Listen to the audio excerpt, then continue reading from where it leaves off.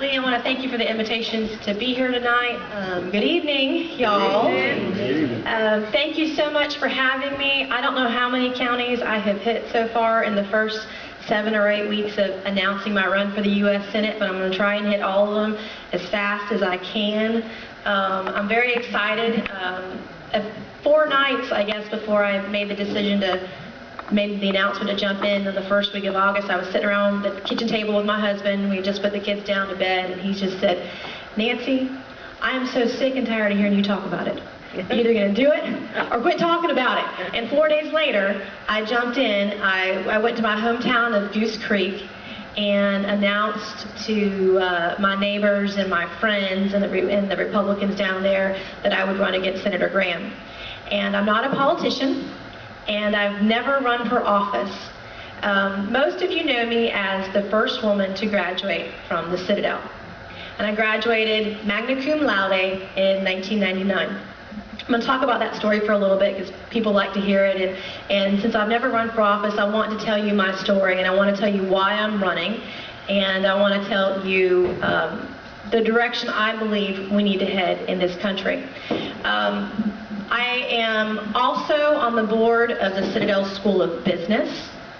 I am a former board member of Child Spring International. It is a faith-based nonprofit in Atlanta that brings children from third world countries to the U.S. to receive life-saving medical treatment.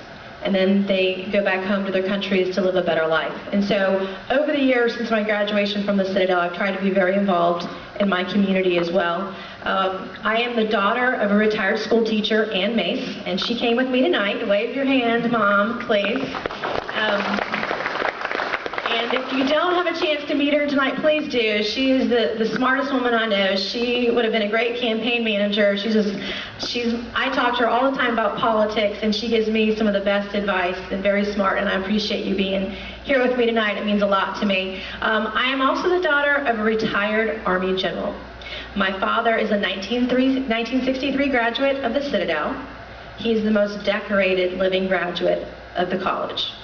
And in my family, you're either in the military or you're married to it. I have a niece who's a nurse in the Army. I have a nephew who's going through Special Forces training at Fort Bragg.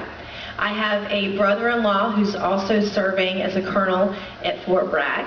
I have a brother-in-law who's getting ready to deploy to Afghanistan for the umpteenth time on Tuesday. I have a brother and a sister who are both valedictorians of their high school who graduated from West Point as well. And my brother is an Army surgeon at Fort Jackson. And so in my family, when I talk about defense, when I talk about foreign policy or national security and the direction that we're headed and the lack of leadership that I see in a lot of those issues, it is very personal for me. But I also, growing up as an Army brat, my love of our country was instilled during those years, moving around from state to state across the country. In my first 13 years of life, we moved 8, 9, 10 times. And through that experience, I fell in love with our country and the patriotism that we all shared, being a family in service. And when I thank our soldiers and I thank folks who've served and given their life, I thank their families. Because often we forget it's not just the soldiers who serve, but their families make enormous sacrifices for our freedom. I think it's very important to thank them and their families and their children for all that they do. But growing up in a house with a retired school teacher and an Army general was tough, but loving. One of my first memories growing up as a child was my very first hunting trip with my father. Are there any hunters in the room tonight? Anybody? Okay, get a few. I was 5 years old, and we were stationed at Carlisle, Pennsylvania. And my job was to go out onto the field and retrieve the quail after they dropped to the ground. Dad forgot to bring his dogs that day. So my job was to be the retriever and bring them back to my father. And I'm sure he thought he was raising a golden retriever that day. But we found out 13 years later He was actually raising a Citadel bulldog. I pride myself on that. I was his only child to follow in his footsteps at his alma mater. And growing up, life was a little tough for me, and I made it tough on myself. Academics were not my strong suit. I was not valedictorian of my high school. I actually dropped out of high school, and I'm not proud of that fact. My first job was at Waffle House, waiting tables. And I finished my junior year of high school being homeschooled, and my principal of my high school was a Citadel grad. And he said, "Nancy, you're not going to quit." And he went to Berkeley County, and they allowed me to take courses at Trident Technical College in North Charleston. And I took courses there at night, and I waited tables during the day, and I was able to get my diploma after a couple of classes there. I believe this program is still in effect in Berkeley County. So that's how I received my diploma. So I know firsthand, when it comes to education, one size does not fit all. And I've been there, I've done that, I've seen that, and I want a better education and a better life for my children now that we're here back in South Carolina. In 1996, the Citadel decided to admit women. And I remember when the announcement came on the TV, my family, I was against women at the Citadel. My parents were against it. There's value in single gender education. They understood that, my father being a grad. So when I applied to the Citadel after they allowed women in, I didn't tell my parents until after I'd been accepted. The first person I told was my mother, and she said, the first thing she told me, she said, "Nancy, you need to tell your father." And it took me about a week to get up the courage to talk to my father about it. When my parents dropped me off at the Citadel in 1996, my father's only and final words to me were this: "Nancy, don't call home if you want to quit. Just put on your shoes and start walking." So off to the Citadel I went. 3 years later, I graduated magna cum laude. I knew that in order to get a good job after college, I had to get good grades. So I studied every night, and I called my brother and my sister, the smartest ones in the family, and when I needed to be tutored, I was. I worked very hard and very diligently. It is not an experience that I want to define who I am entirely. But I use this example because this was an example in my life when I was tested, or my mettle was tested every single day, 24 hours a day. And I learned two things in that experience. I learned that you could bend over backwards and bend your values and your principles and who you are as an individual to conform to some sort of establishment or good old boy system that was never going to accept you in the first place. Or you could stand firm in what you believed in. You could stand firm in who you were and what your principles were, and still be successful. Granted, I didn't make many friends doing that, but that wasn't the point. The point was I had a personal journey. I wanted a good job, and I had to graduate with good grades, and to do it respectfully and professionally and give it my all, because I was there to get a college degree. And that experience, I feel like, has trained me for an experience like running for the U.S. Senate against one of the most powerful people in the country. You don't wake up as a 35-year-old wife and mother of two one day and say, "Gee, I think I should run for the U.S. Senate against one of the most powerful people in the country." That's not how this works. And so when I had my children, I decided I wanted to stay home with my family, and I did that. While I was at home, the economy was crashing from the housing bubble, and I decided that I wanted to start a business during that time from home. I met a lot of mothers in my neighborhood who couldn't find jobs. And so they started businesses with their children at home. And I did that. I had a hobby. I love technology. I love websites. I love public relations and marketing. And so I started that from my kitchen table with a laptop. And I turned a hobby into a business. And last year, we decided that we wanted to raise our family in the Low Country. We built a house in Charleston and moved back. And for us, it's great to be near my family. But in making this decision, so over the years, I guess in about 2009 or 2010, knock on wood, I said I would never get into politics. But I met Tim Scott, and I started working with him on his congressional campaign. I met Mick Mulvaney, I started to work with him on his congressional campaign. I met State Senator Tom Davis and started working with him. I met last year, and the year before, I started working with State Senator Lee Bright. I've worked with Kevin Bryan. I've worked with a lot of conservative leaders in the state of South Carolina. And I've seen the leadership that they've shown and respect that. And I've learned a lot from them over the last couple of years. And when I looked at this, when I started considering it, in the spring when the filibuster happened, I started writing about the filibuster. I then wrote about the internet sales tax being an abomination. I wrote about amnesty, and I wrote about a lot of issues at the national and federal level that I felt very passionate about.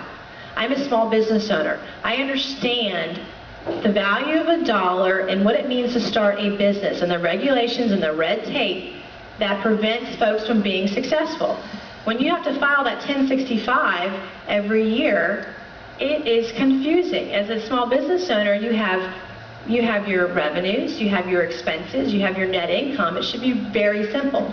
But yet, we have to pay accountants a lot of money to tell us how to fill out a 100-line form. And I mean, it's very confusing, and so when I look at those regulations and the red tape that small businesses have to go through to start up and maintain their businesses, that's just one example. And when I started talking to people, I heard over and over again some of the same sentiments that I feel. Because this race isn't necessarily about Lindsey Graham. This is bigger than Lindsey Graham. This is about D.C. This is about Washington. This is about a systematic failure of our government.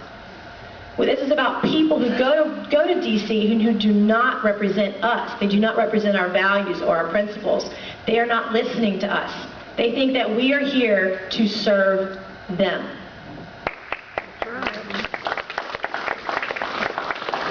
And they are out of touch with you and I because they are not here. They are not listening to us.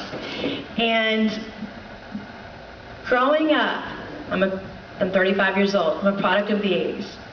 But I remember our 40th president, Ronald Reagan. The pride that we had as a country during that time. The red, white, and blue, the patriotism, everything that we felt as Americans, and that we had pride in our country. And he was resolute. He was an eternal optimist. He was a steadfast friend of our allies. When he spoke, our enemies respected his words because they knew that he meant it. And he left us with a warning. He said, freedom is never more than a generation away from extinction. That you must fight for it, you must protect it, and you must defend it no matter what the cost. So when I looked at this race, I said, those words are truer today than ever before in our country, whether we're talking about domestic issues or foreign issues. And when I listened to folks, I also realized, I looked at this seat, I said, this seat has been held for 59 years by two people. Almost 60 years by two people. And that astonished me. And I looked at the history of leadership we have. We've sent Senator Jim DeMint. We now have Senator Tim Scott up there. We have a great delegation. We have Mick Mulvaney, we have Trey Gowdy, Jeff Duncan. Great Americans up there who represent us and our values and our principles. I simply want to restore that tradition. I also believe in term limits. I do not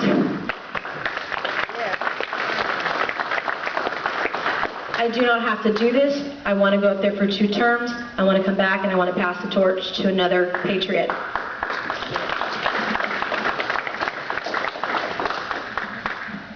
Also, when thinking about this, when I talk to people about this campaign, everyone wants to know, what is your one issue?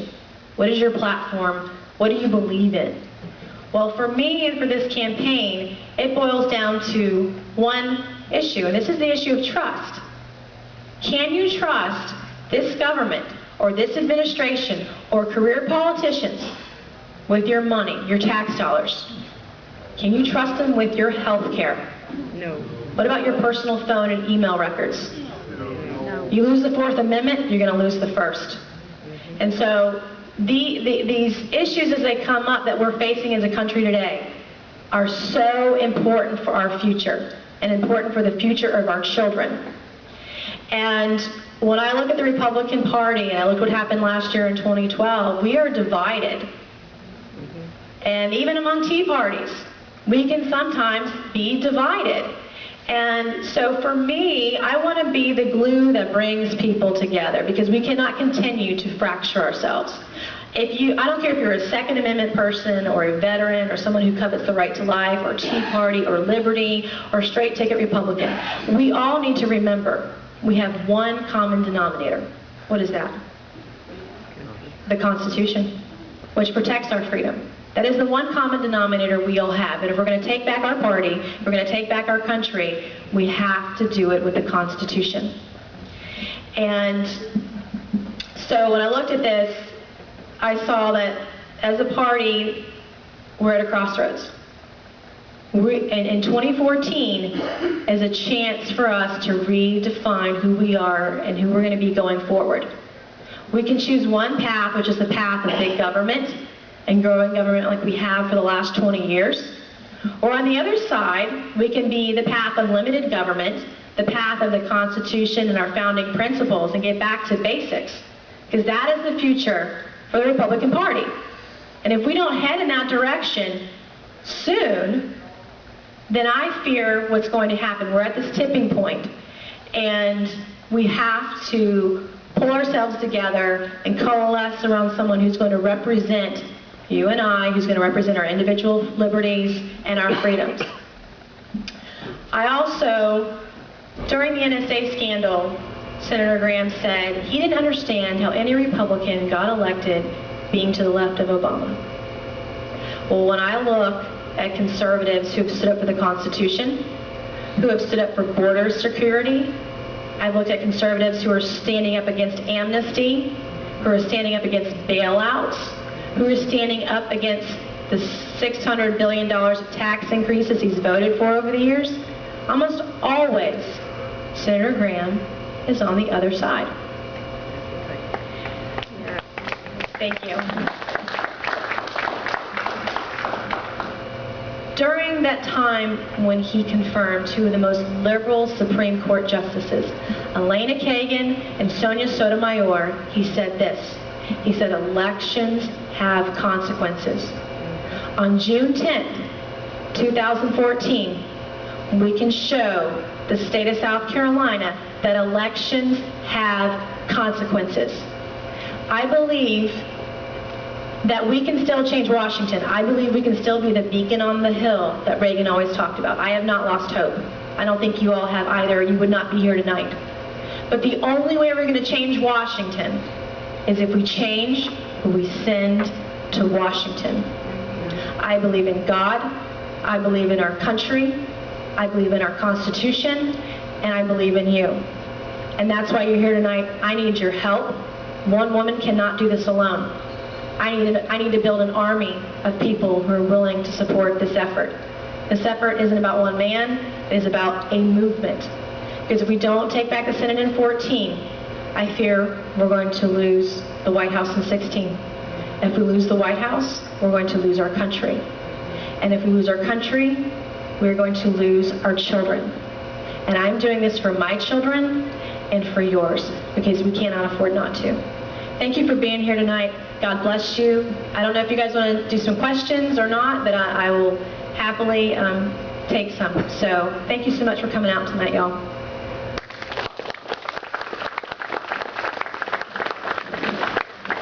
Yes, sir. Do you have any literature? I have a few business cards tonight. I finally, my bumper stickers went to the printer today, and we will be printing our collateral here in the next week or two. I am a penny pincher, so I'm negotiating every vendor on everything. It's a lean machine, but yeah, we're printing stuff right now. I will be back in Sumter a week from tonight. I will have bumper stickers by then. I don't know if I'll have my collateral printed out. I have a few business cards. I have a basket on the back table over there.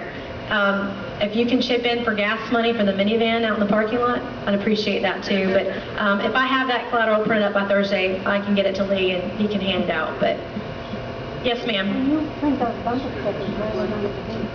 What? Where are your bumper stickers?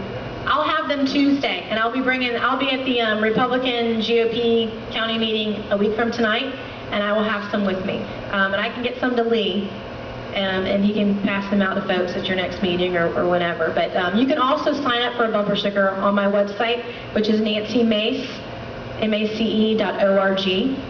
And you can put your name and address, and we'll send you one when they come in.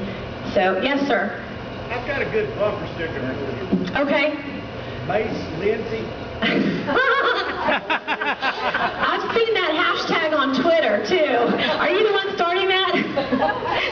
I got Rich Lindsay, Mace Lindsay. I'm like the pepper spray, but sweeter. So, yes, ma'am. How do you feel about immigration reform? How do you feel about them not closing our borders? Amnesty. If I'm your U.S. Senator, there will be no amnesty. And here's why. We did this in 1986, and the problem is, you keep doing the same thing over and over again, you expect a different result. And they're saying one thing and they do another, and the folks who drafted the bill didn't even know what was in it after it got passed. So everyone agrees we need to fix it. We need to find a way to fix immigration because we have an enormous problem, but we don't even know who's here, how many people are here, or where they are. The first thing we need to do is secure the border, particularly if radical Islam is our #1 threat. We should have secured the border long ago. And the second thing is that we don't know where these folks are. We need to fix the visa problem that we have, student and worker visas. And Senator Graham believes in amnesty because he believes we need those votes to be reelected in the future. Well, that is not the way to conduct business. I am not worried about the next election. I am worried about the next generation. And that's what the issue of amnesty is about. That's what the issue about Obamacare is about. That's what Syria is about the next generation. And that is not the way to do business. So when I look at this issue, there are folks here who are legally here. They speak English, they pay taxes, they work hard. Not everyone here wants to be a citizen either. Why are we giving something away to people who may not even want, who may just want to be here to work and go back home? So citizenship in this country should be earned. Everyone has earned that right. And then entitlements do not go to illegal immigrants either, and that's a problem we can all agree on. Yes, sir. What's your take on tax reform? Well, as a small business owner, I think we need tax reform. I think we need a complete overhaul of the tax system.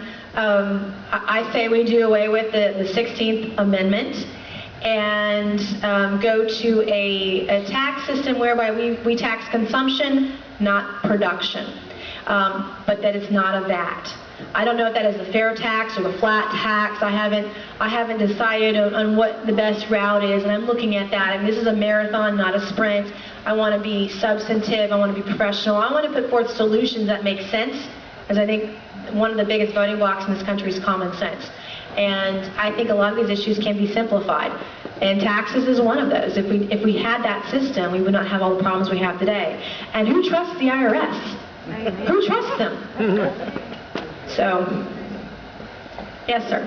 And Nancy, would you briefly state your opinion and your position on global warming, the lies of global warming? I don't believe in global warming. The agenda bills we call our public school system, EPA trying to destroy the economy through regulation. What would you be pushing on the energy independence of the United States? Well, energy should be privatized, and I agree with you on the EPA and the regulations. They're killing businesses. Education, through my experiences and what I witnessed today, I mean, we spend so much money, and where does it go on these children? And I see Common Core coming down. I know what Common Core is because I learned it at a Goose Creek 912 meeting a couple of months ago, back in the winter or the spring was where I learned about it.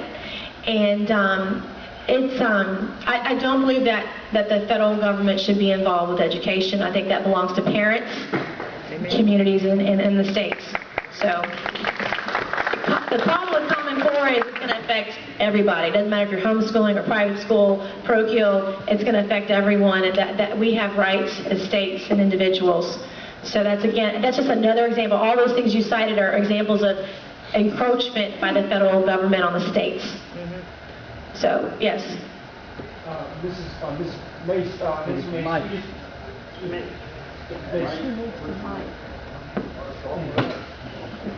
Yes, you just asked a question a few minutes ago, why do we want to give away the citizenship to 20-some, you didn't say 20, but I'll say 20-some million illegal aliens? And so I think I know the answer here, and that is to for the U.S. shadow government, which includes the CFR, Trilateral Commission, Illuminati, and the Bilderberg Group, geopolitical pinheads, trying to bring in the Agenda 21 one world government. And so all these aliens coming in actually destabilizes the country, which destabilization is going on all over the world right now.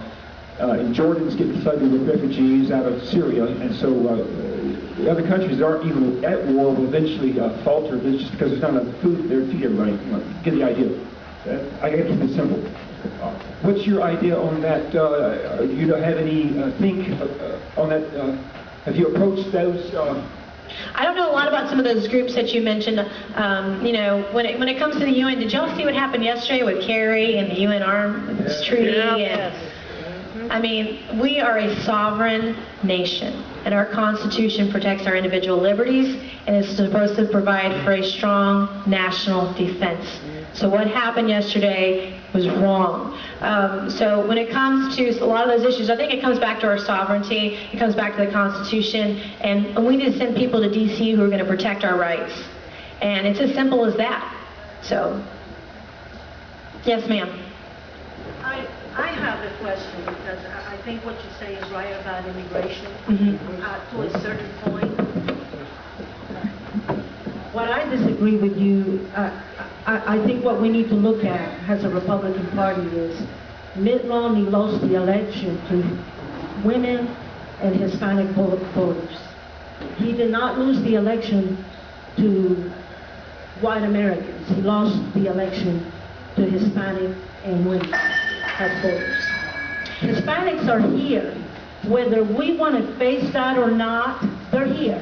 They're not going to go anywhere anytime soon. Even if you close the borders tomorrow, they're still going to be here. They're still going to work. They still have a contribution to make to this country. So I think the Republican Party has to get smarter about how to deal with immigration, because it's a problem that is here, and we need to deal with it diligently, but with love, because these people are also over 60% of the workforce in America.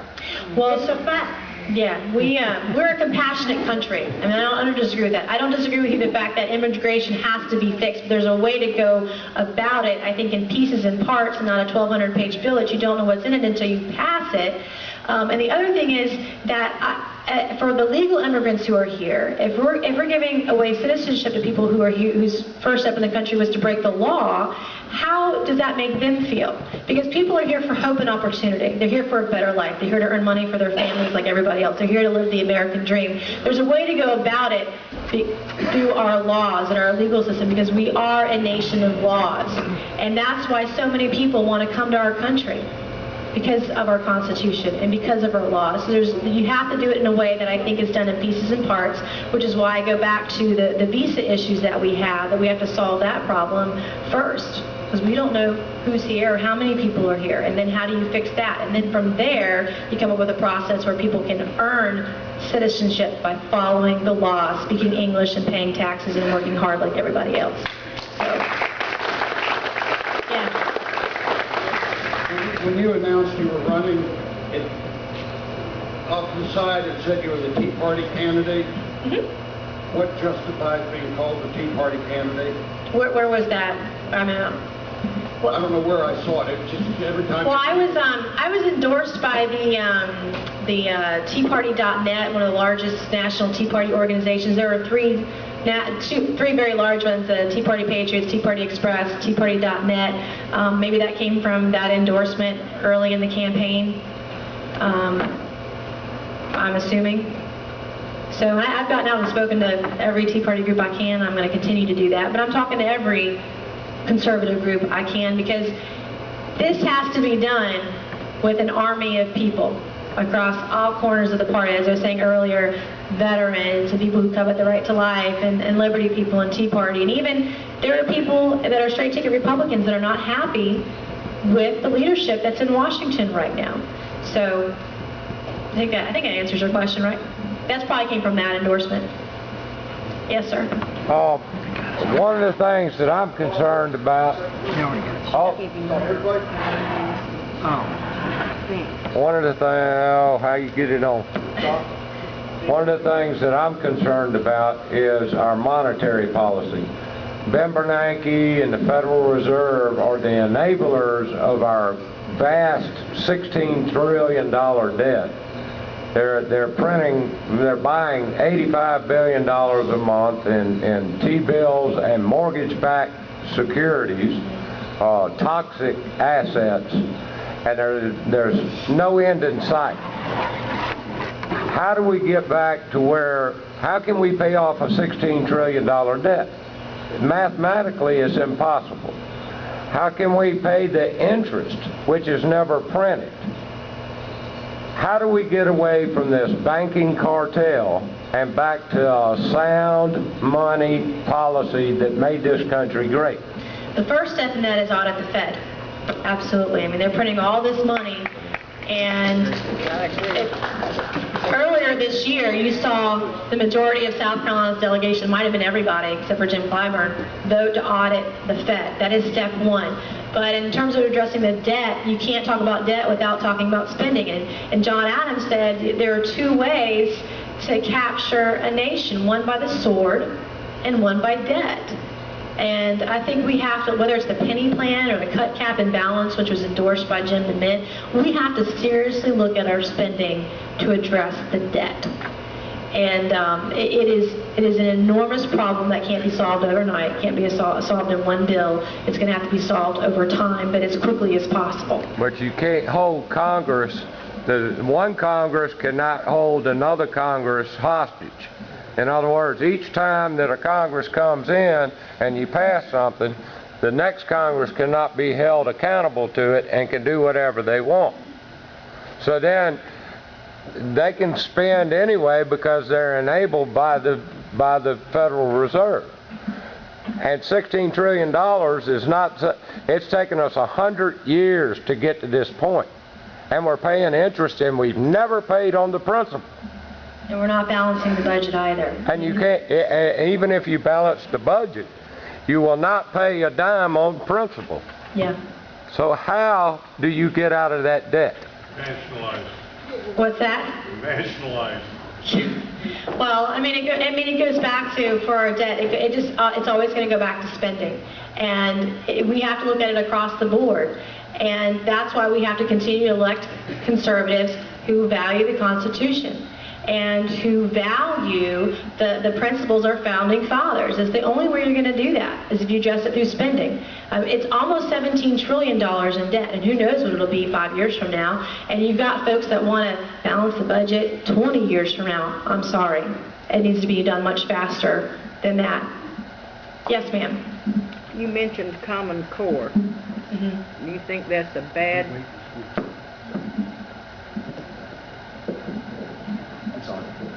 You mentioned Common Core. You agree or disagree with that? You really didn't say. Oh, I wholeheartedly disagree. And I also don't believe the federal government should be involved with our education. Sure. Department of Education. Yes, ma'am. That too. I'm just wrong, by the way. But you have a question. I do believe that you are courageous from trying to get in the Citadel and then finally graduating 3 years later.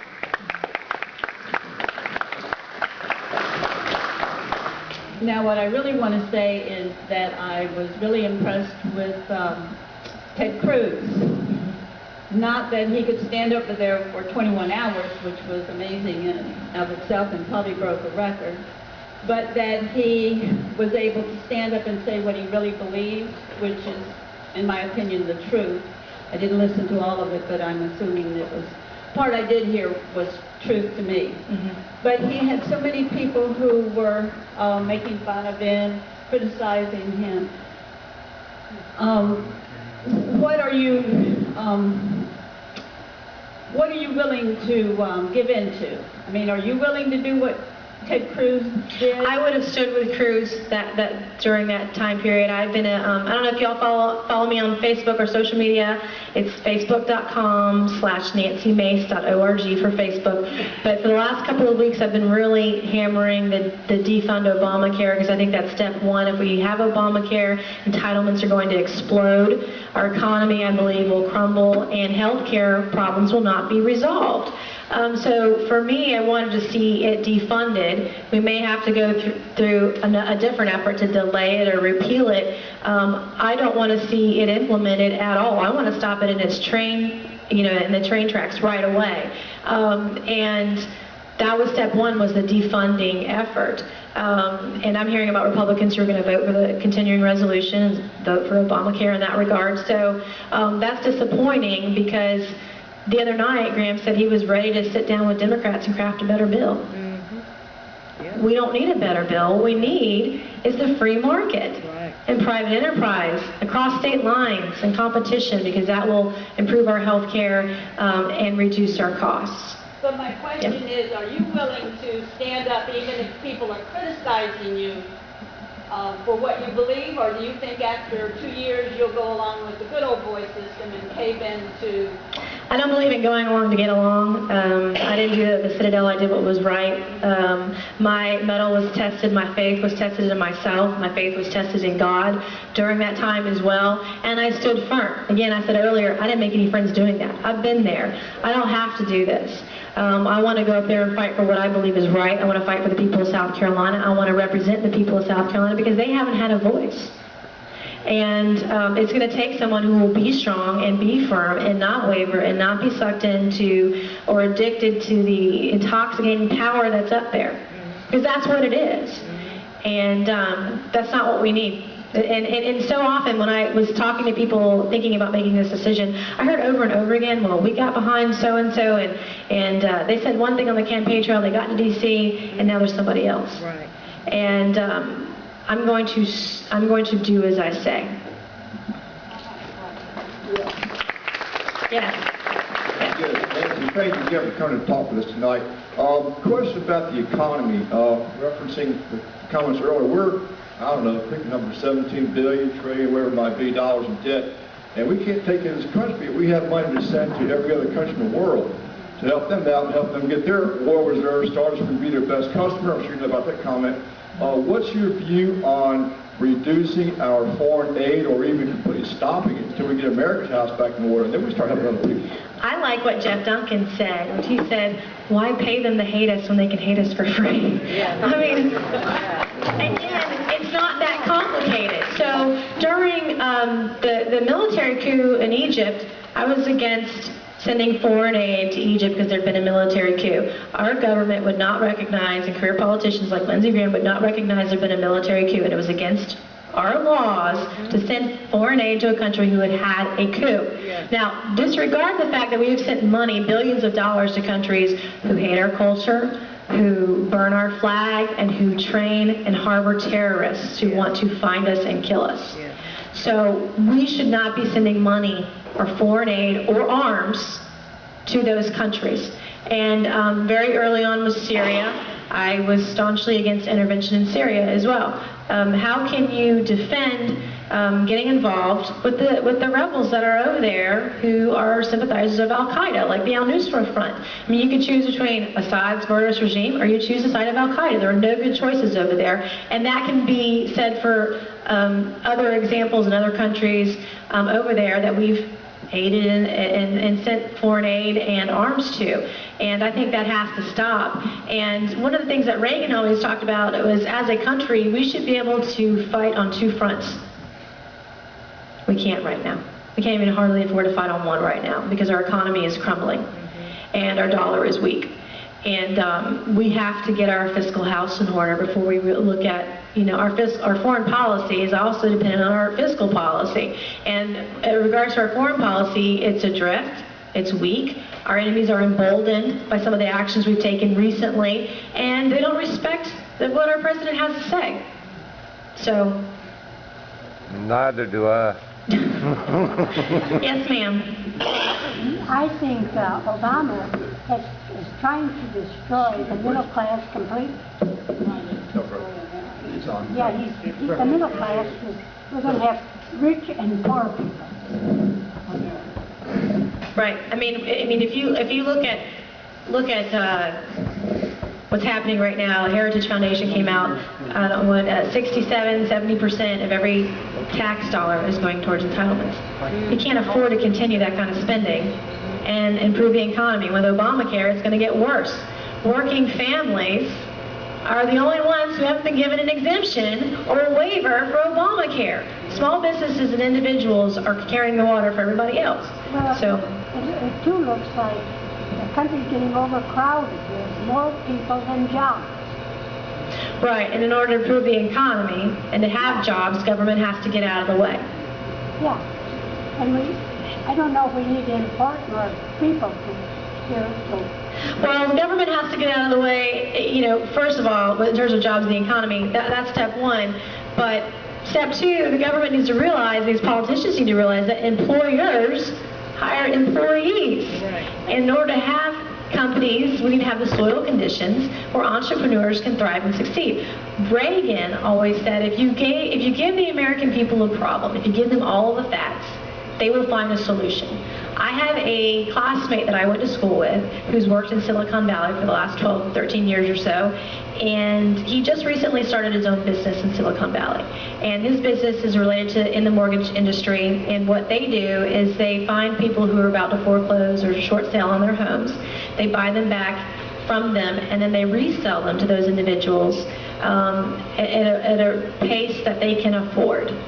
And so those people are able to keep their homes, and then my friend who's an entrepreneur, he makes a little bit of money because he's an entrepreneur. But that's not the federal government. They have all these programs, they've spent all this money to help people, and they've not solved the problem. Well, I think a lot of our problems can be solved with private enterprise, with the free market, with entrepreneurism. That's just one example. Yes?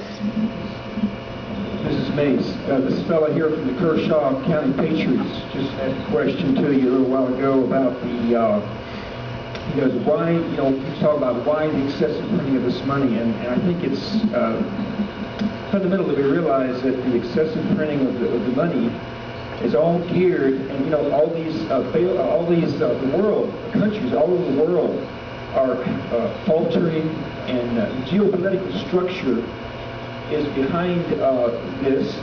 They want the world's currencies. They're very busy trying to get the whole world balanced out and try to make countries as equal as possible, so that they will eventually try to pull out the whole world's currencies, make them worthless, and then bring in their own electronic money, which will lead into the mark of the beast. And the other fellow there mentioned that, and of course you don't take the mark of the beast, I know you know about that, but anyway, the other fellow there was talking about employers hire employees. Well, communism was created to do away with the world's middle class. It's satanic. Communism was Satan's tool to do away with one of the three classes of people. So there's just a low class and upper class. The upper class would consist of 10 to 15% of Earth's population, after 85 to 95% of the Earth's population is done away with. That's what they want to do. They think we're useless eaters. I could go on, but what do you do when you know the eventual collapse of all the world's money is going to, what you do, you start canning, and you start depending on yourself, finding ways you can eat and so forth, and the whole world loses faith in money. Thank you. There was another question over here, someone, okay. Is that Chris? Is it Chris? Your first time here tonight, right? First time. Okay, thanks for coming out. Thank you. I'm an Iraq War vet. Father's a Vietnam vet, so is my mom.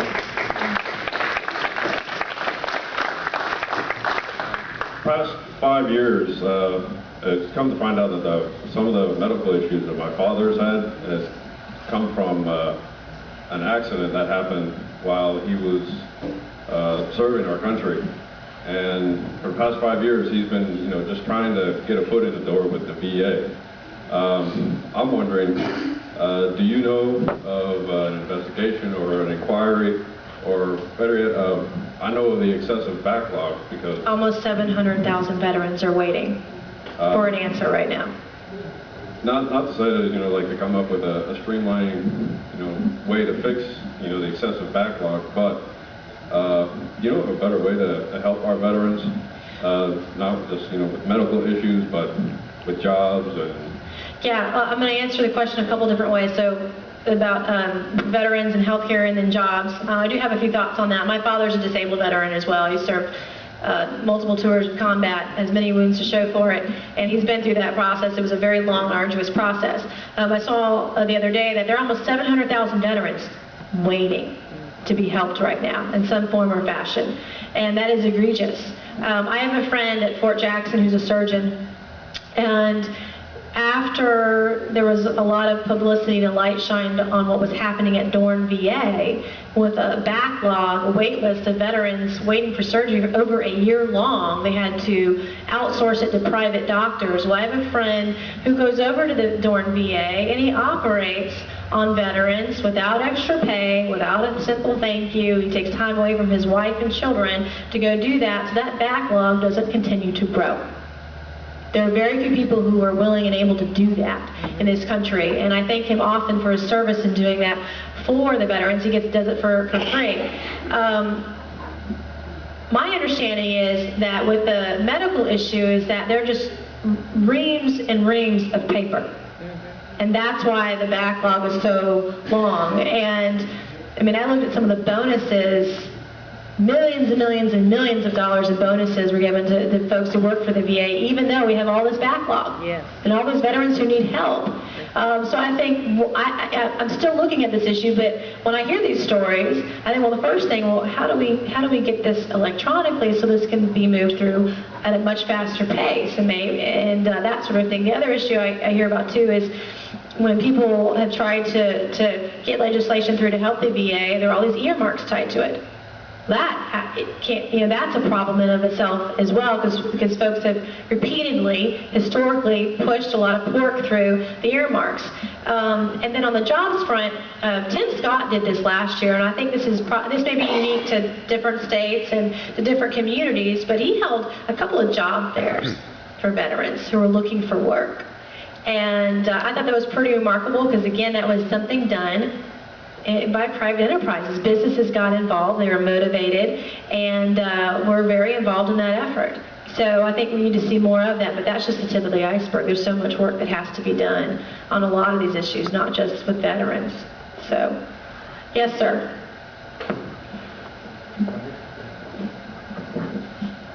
Our Constitution is only about 28 pages. It fits right in your pocket. What would you do to keep all these documents, say, under 100 pages so they can be read in one setting? Everyone would be able to understand it on an 8th grade level as the Constitution is made. What would you do to press this issue with these silly lawyers that make all these words up to make all their money by word, and you can't read it, no one reads it, and there's a lot of baloney, and Eric Holder doesn't read a 10-page document. If you can't read it, you shouldn't be voting on it. I mean, that's just... I mean, they don't have time. They don't have time to read 10,000 pages. No one can read 10,000 pages and get a sense of it, that nonsense and what... You can't read 1,000 pages. I mean, it looked like the Senate immigration bill. That was really... No one can sit down and read that much. I would say documents shouldn't be more than, say, 100, maybe 200 pages at the very most. Max. And then everybody... I think things can be a lot simpler than that, though. Right. Even. Well, the Constitution is a great example of that. Fit it right in my little pocket, 28 pages. That's what I'm talking about when it comes down to the Constitution and common sense. I mean, who has time to do that? You have to then have paid staff to read everything for you because you don't have the time to read all those bills. There are some people that can read all those bills, but by and large, the vast majority of those individuals cannot. There's not enough time to do that. They should not be voting on bills that they don't even know what's in it. I mean, that to me is a ridiculous argument. Nancy Pelosi. Yes, ma'am. 30 pages, 30 words for Amendment 16. All you have to do is change one little word, put not in it. Congress shall not have the power to tax income, and it would only increase it to 31 words in that. There any Can solve the problem very simply. amendment. Yes, sir. Yes, ma'am. Let's abolish the IRS. Yes, sir. I was watching C-SPAN, and Jim DeMint was on the floor of the Senate, and he talked about these bills being passed. In the middle of the night, they would call him saying he needed to sign this bill, sign whatever they signed to get this bill through, and they don't even read them. 94% of the bills, he said, that are passed up there are not even read by the legislators. They don't know what's in them. If you don't read it, you shouldn't be voting on it. That's right. Period. Are there any other questions? All right. I have a comment if I could make it. Okay. Please. I'm a veteran who served over 43 years, honorably for my country. God bless you. Thank you for serving. Thank you, Chris, for serving as well. For the life of me, I cannot understand how Kerry can be the Secretary of State consorting with the Russians. He's a traitor. All right, I think that's one more. Okay, last one. It's a comment on what this fellow said right here. He was talking about reading things that are real long. I heard there was, speaking of Silicon Valley, which you've mentioned several times already, I think it was a young man or a boy invented an app that you can take something that's written and you use the app on that and it shrinks it similar to a Reader's Digest so that it can be read. Why not use an app like that on a lot of things when you get up in there? I think overall, if they could just shorten the bills, you wouldn't need an app. That'd be the best solution if you didn't need one of those. All right, I appreciate y'all having me tonight. My website is Nancy Mace, M-A-C-E, like the pepper spray, but sweeter, .org, and I have a little basket in the back that'll help me get gas money for the minivan. If you can contribute, I'd appreciate it. Every dollar goes a long way, and every vote counts, and I cannot do it alone. Thank you for having me tonight.